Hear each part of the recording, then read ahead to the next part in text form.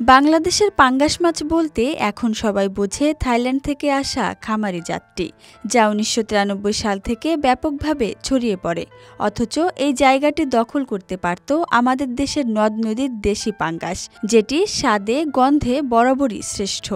কৃত্রিম প্রজননের মাধ্যমে দেশি পাঙ্গাস সাধারণ মানুষের জন্য সহজলভ্য করার উদ্যোগ একসময় নেওয়া হলেও সেটি একটি পোনা চুরির ঘটনায় রহস্যজনকভাবে থেমে যায়। দেশীয় পাঙ্গাসের বংশবৃদ্ধির উদ্যোগ নিয়েছিলেন একসময়কার তরুণ মৎস্য কর্মকর্তা মোহাম্মদ খলিলুর রহমান। ১৯৮৮ সালে বাংলাদেশ মৎস্য গবেষণা ইনস্টিটিউটের চাঁদপুর নদী কেন্দ্রে যোগ দিয়ে তিনি নেমে পড়েন দেশি পাঙ্গাসের কৃত্রিম প্রজননের চ্যালেঞ্জে। নদীতে পাওয়া জীবিত বড় পাঙ্গাস ধরে এনে গবেষণা শুরু করেন, যা ছিল সময় ও ধৈর্যের এক বিশাল পরীক্ষা। জীবিত পাঙ্গাস সংগ্রহ ছিল সবচেয়ে বড় সমস্যা। খলিলুর রহমান নিজে স্পিড বোটে চেপে মেঘনার হিজলা অংশে গিয়ে বড় আকারের পুরুষ ও স্ত্রী পাঙ্গাস সংগ্রহ করেন জেলেদের কাছ থেকে। ৬ মাসের চেষ্টায় সংগ্রহ করেন প্রায় ২০০টি পাঙ্গাস। দীর্ঘ প্রতিপালন, পুষ্টিসম্মত খাবার ও গবেষণার পর ২০০৪ সালের ৩০ জুন সফল হয় দেশি পাঙ্গাসের কৃত্রিম প্রজনন।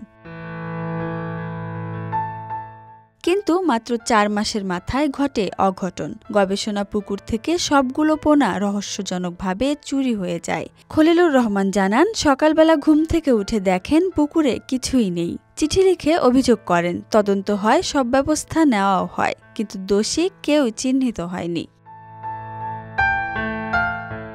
এই ঘটনার পরও খলিলুর রহমান হাল ছাড়েননি। চাঁদপুর থেকে বদলি হয়ে যান যশোর, পরে ময়মনসিংহে। উভয় জায়গাতেই দেশি পাঙ্গাসের কৃত্রিম প্রজননের চেষ্টা করেন তিনি, কিন্তু প্রয়োজনীয় তহবিল ও প্রাতিষ্ঠানিক সমর্থনের অভাবে সফল হতে পারেননি। তৎকালীন বিএফআরআই মহাপরিচালক এম.এ. মজিদ স্বীকার করেছেন, তিনি জানান ২ দফায় চেষ্টা হয়েছিল, কিন্তু থাই পাঙ্গাসের দ্রুত সাফল্যের কারণে দেশি পাঙ্গাস নিয়ে কাজ থেমে যায়।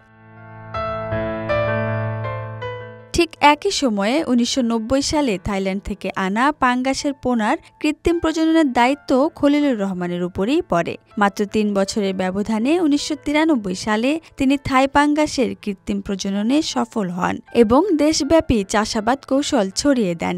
এই সফলতার স্বীকৃতিস্বরূপ তিনি পান রাষ্ট্রীয় পদক। একজন বিজ্ঞানীর এক যুগেরও বেশি সময় ধরে চালিয়ে যাওয়া গবেষণা যখন পোনা চুরির এক ঘটনাতেই ভেস্তে যায়, তখন তা শুধু ব্যক্তিগত বেদনার নয়, পুরো মৎস্য খাতের জন্যই এক অপূরণীয় ক্ষতি। Dhaka express, desk report.